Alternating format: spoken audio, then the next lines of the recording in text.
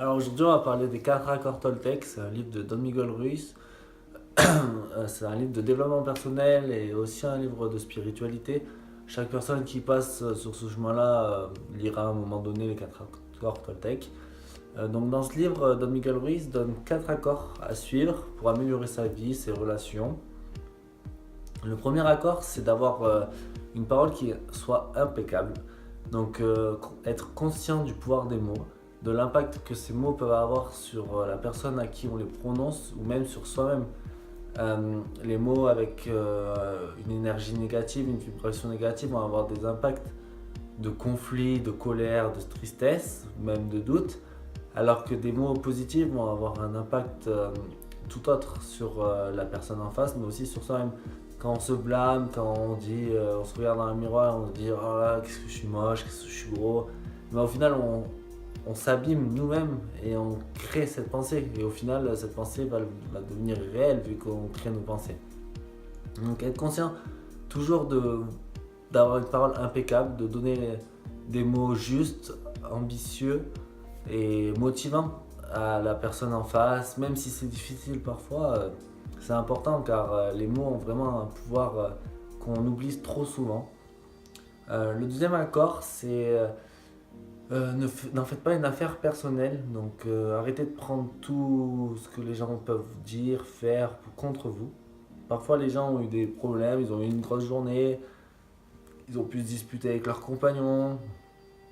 Il faut accepter cela et comprendre que parfois ces gens-là sont sous l'influence de leur frustration et du coup ils vont avoir un comportement qui n'est pas forcément le meilleur et on n'y est pour rien, c'est pas de notre faute. Donc prendre du recul là-dessus, dire ok bon, c'est pas ma colère, c'est pas ma tristesse, je peux t'aider, on peut parler si tu veux, mais non, je veux pas de ça.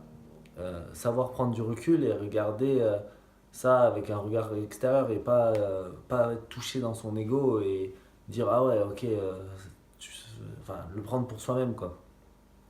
Alors que le troisième accord, c'est pareil un peu, c'est de ne pas faire de suppositions. Ne faites pas de suppositions.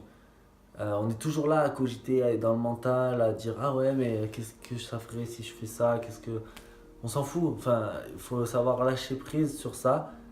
Si on a une question, arrêtez de faire des suppositions. Demandez si vous voulez savoir quelque chose, par exemple sur votre compagne. Imaginons vous vous doutez d'où elle était, ben, arrêtez de faire des suppositions. Elle était avec un mec, je vais fliquer son téléphone, machin. Non, assieds-toi, demande à ta compagne ce qu'elle a fait et elle te dira sans doute la vérité.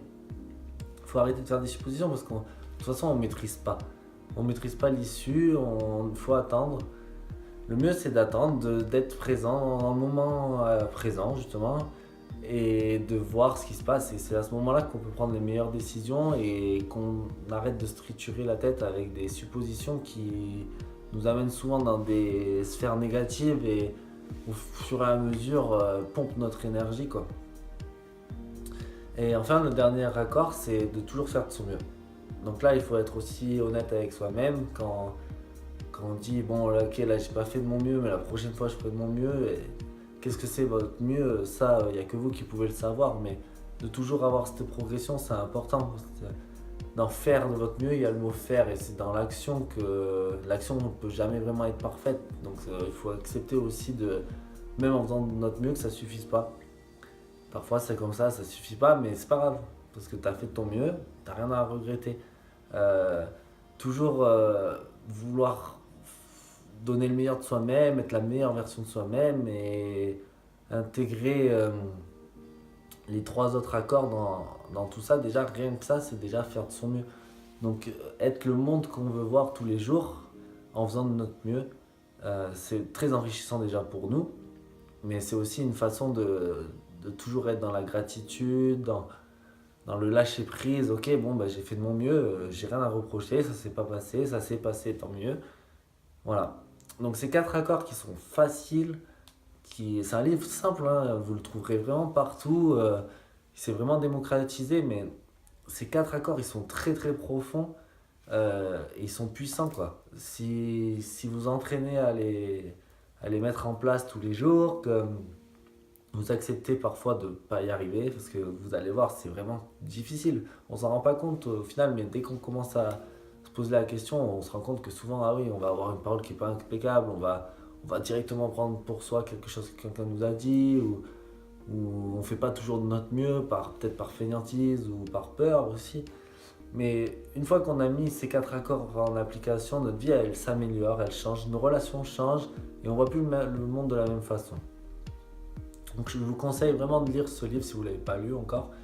Et si vous l'avez lu, je vous conseille de le relire de temps en temps, histoire de vous remettre un peu dans le bain, peut-être relire certains passages.